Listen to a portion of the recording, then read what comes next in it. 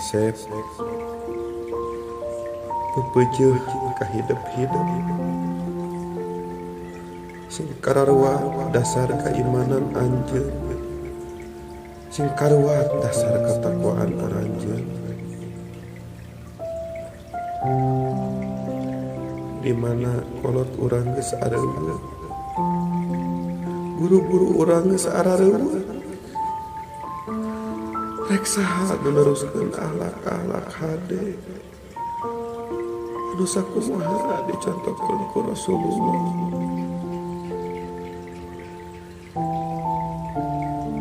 Sing kuat akhlak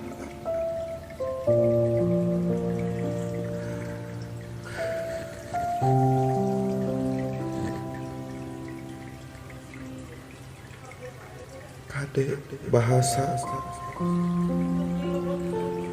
Sunda anu hade adab-adaban anu hade tata krama handap asor DP ulah leungit tina bahasa Sunda geulis Kasep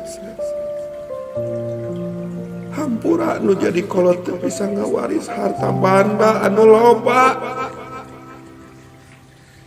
ukur bisa ngawaris bahasa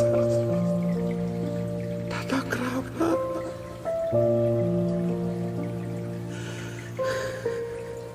sing kuat geulis Kasep generasi penentu kemajuan bangsa kuatna negara kuatna bangsa aya dina leungeun-leungeun hidup